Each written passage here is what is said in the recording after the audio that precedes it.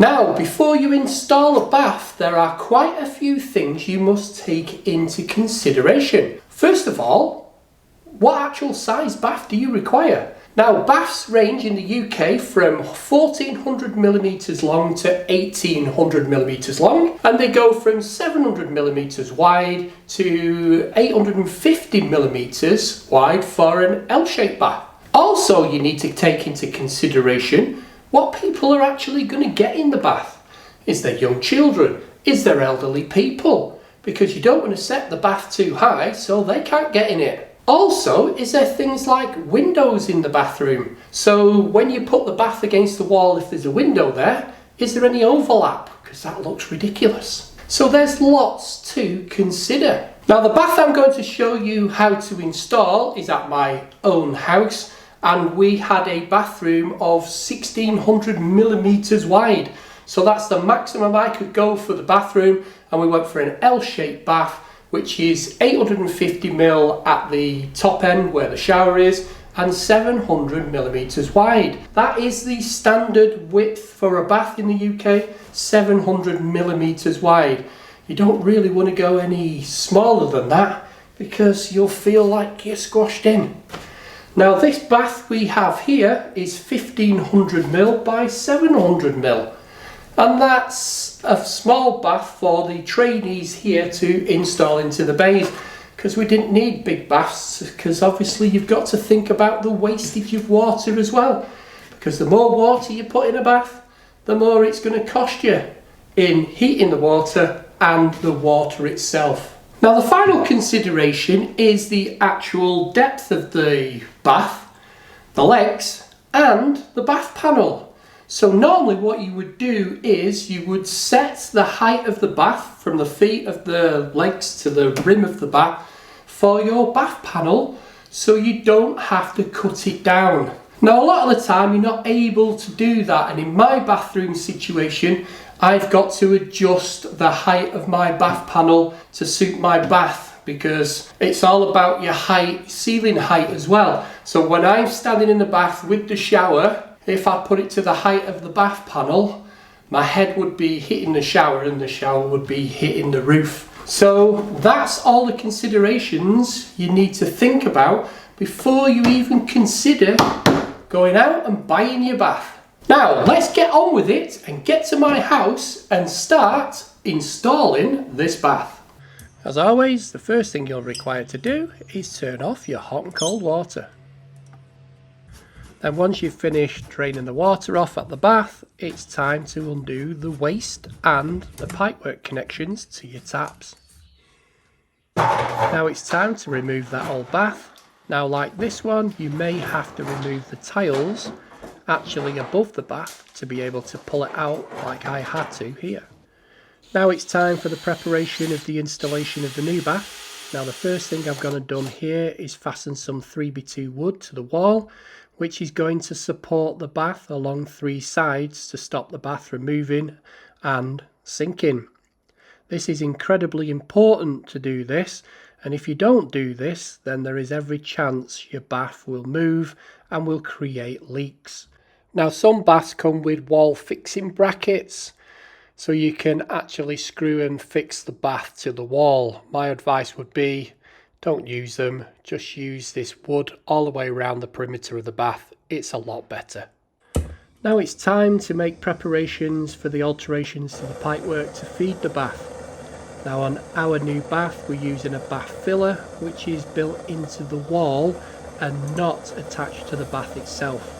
But even if you are putting taps or mixer valves or thermostatic mixer taps on your bath, this is the time now to make the alterations to the pipework and get it tested. Now, the hot and cold water pipework is now completed. You may have to make alterations to your waste pipe.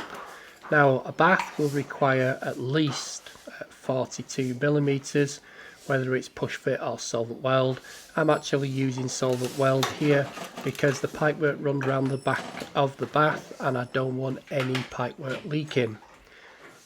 Now, you may also be required to make alterations to the waste pipe outside the actual bathroom, Now I'm quite lucky here because we're in a bungalow, so I'm at ground level, but you may have to go up a ladder because your bathroom could be on the first floor. So always make sure you follow your health and safety regulations. Now, after testing the waste pipe and being happy with that, it's now time to make preparations for the bath panel. Now, because this is an L-shaped bath, this bath panel has come in 3 sections, which join together and then make one bath panel. So I'm just putting some wood along the floor here, which is going to allow me to secure the bath panel and make it watertight. Now I've made all my alterations to the hot and cold water pipes, my waste pipes and this wooden frame. So it's time to dry fit the bath and make sure it fits in what I've made. Because if it doesn't, I'll have to take it all back out again and start again. But luckily enough, fits like a glove. Now, first thing I need to do before I actually install the bath is 1, put the brackets and the legs on, and 2, put the pop-up waste on. First of all, I'm going to put the legs on. Now, because this bath is a different size at either end, we've got 2 different lengths of bars. Obviously the big one goes here and the little one goes down at the bottom. Now what I've done is I've measured the centre of the wood, and I've also measured the centre of the bar, and I've also, where my mark is for the wood, I've just gone up 20mm. So I've got lines now to be able to put the bar on so I can screw them on. Now another important thing is when you're screwing these bars on, is you use the right size screws. So these little 25mm screws have been sent by the manufacturer, and you should use these screws. Don't use any other screws whatsoever, because you could end up going through the bottom of the bath. So never use any other screws other than these, and make sure you lay everything out. So I've laid everything out here on the windowsill, so everything's to hand and I don't get anything mixed up, because when I was an apprentice I did actually screw a screw right through the bottom of a bath. Anyway, my dad was not amused, but let's get this leg on. Now here all I'm doing is marking the holes with my marker pen, so I can use the screws to pre-drill the holes for me to make it easier to fix it. Do not use a pilot drill for this, because you could end up still going through the bath.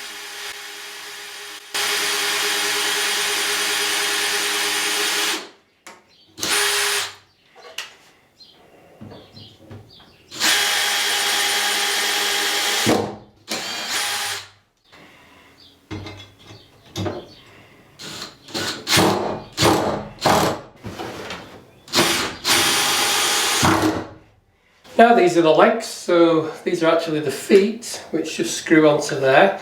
There's some caps on the bottom there which you can actually screw down, but we'll look at those later. So it's just a matter of putting 2 nuts onto the screw rod and screwing them feet on, and then they lock in, because that's just going to go through the bar.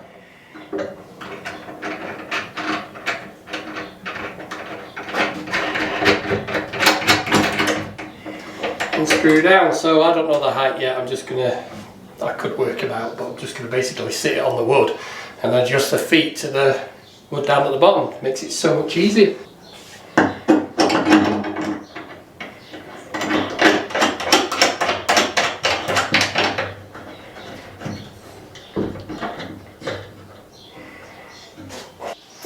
Now I've flipped the bath over to do the thinner end of the bath. Now when you're standing a bath up like this and doing the legs, always make sure you protect the rim of the bath. Don't just stand it down on the floor when you're doing this, because you could easily scratch the rim.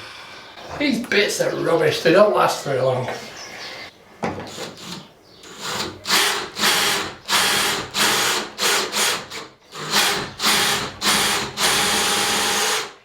And now it's time to put the legs on. Now I've already explained that because I've put the wood around and it's been supported on 3 sides, I don't really need to set the height of these legs, I just need to keep them out of the way. If you did want to set the height of the legs to the correct height, just put a level across the feet and then measure up from the level to the rim of the bath to the desired height you want. This will make it easier when you come to level the bath. Now it's time for the pop-up waste. So this is a seal that goes on there, and it has to go in between here. Now, I've peeled the plastic back so I can get at this, and I'm not really a big lover of putting silicone seal on stuff, but these have been rubbish in the past. So what I'm going to do is, I'm just going to put a bit of silicone seal in between there.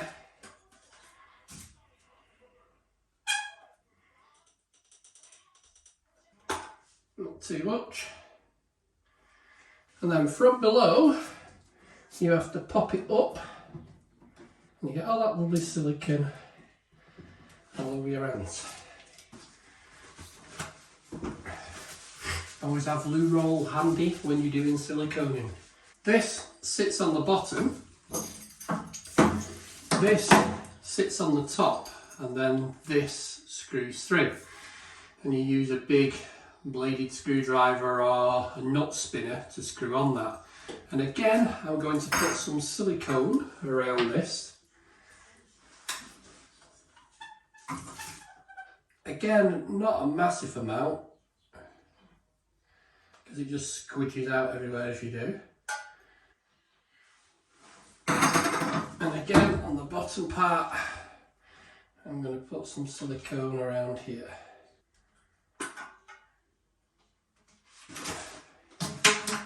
So I've got now fit that under the bath. So, oops, that's the top seal. So this goes in line like this.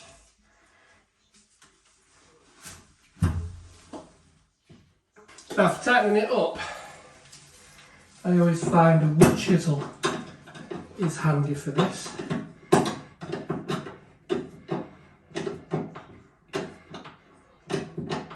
And again, because it's plastic, don't do it too tight, but obviously it's got to be waterproof.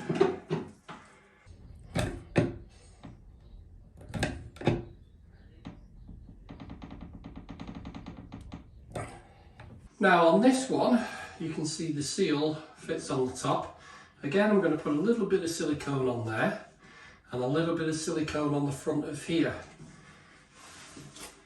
because this is the bit what screws in, and there's no way you're going to get silicone on that.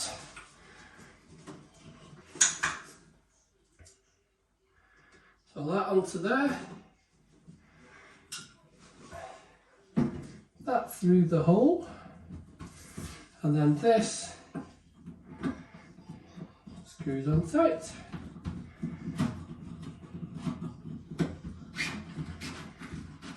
Again, making sure you're centralised at the back.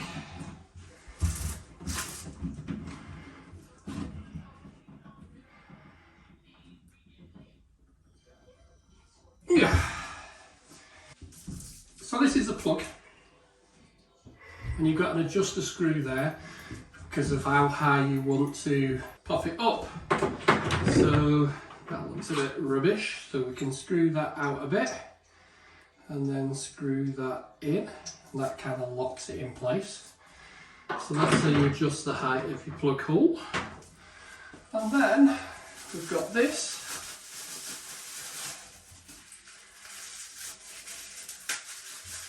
which is the,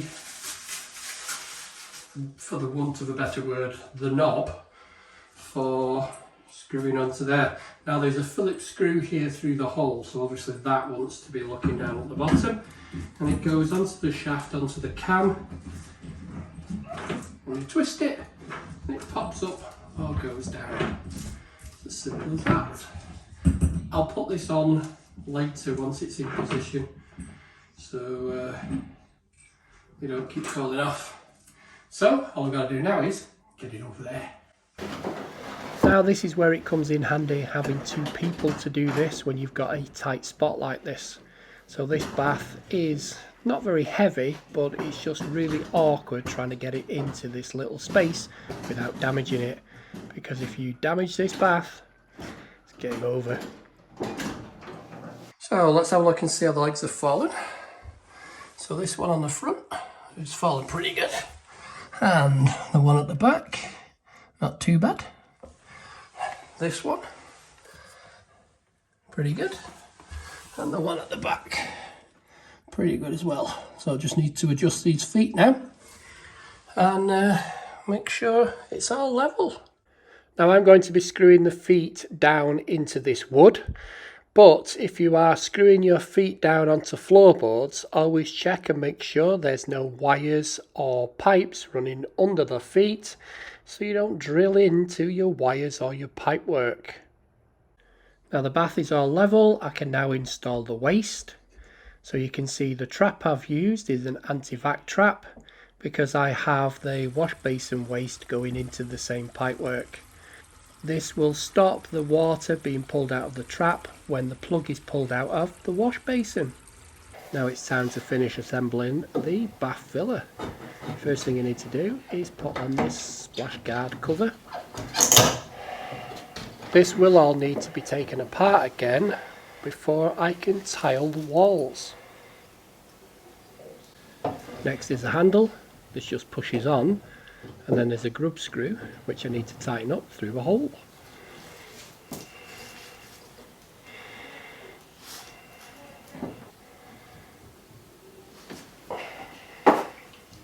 And finally the spout, which again is just held on with two little grub screws. Now obviously if you have taps fitted to your bath, you would have already installed your bath taps onto the bath, and there would be no need to keep taking the bath taps on and off if they are on your bath. But because this is a bath filler onto the wall, it will need to come off a few times.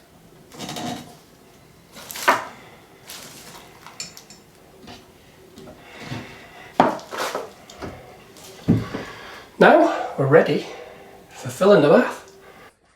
So now you can see my wife's in the bath. So I told her to leave the water in so I could silicone around the edge of the bath. But what I've had to do is, because the gap's too big here at the back of the bath, I've had to fill it with foam. These are tiles that are going to cover that. And also I've got a reasonable sized gap there where I've had to fill with foam. So this bath now is completely secure. Now the expanding foam is completely set, it's time to make it waterproof. So I'm just using some silicone over the top of the foam here. So this is actually putting another barrier in to make the bath to the side of the wall waterproof. Once it's tiled, we'll be then siliconing the bath to the tiles. So hopefully it will stop any water getting through and down the bath. And now it's time to get the tiling done.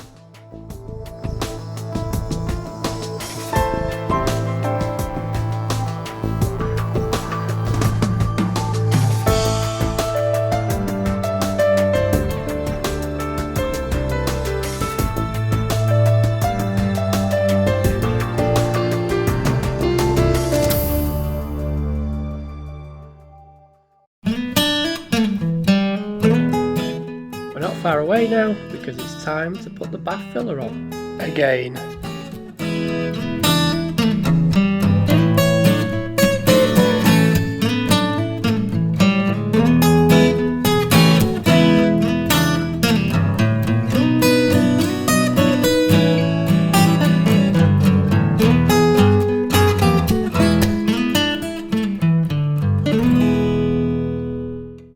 Now let's make the bath completely watertight by siliconing the bath to the tiles.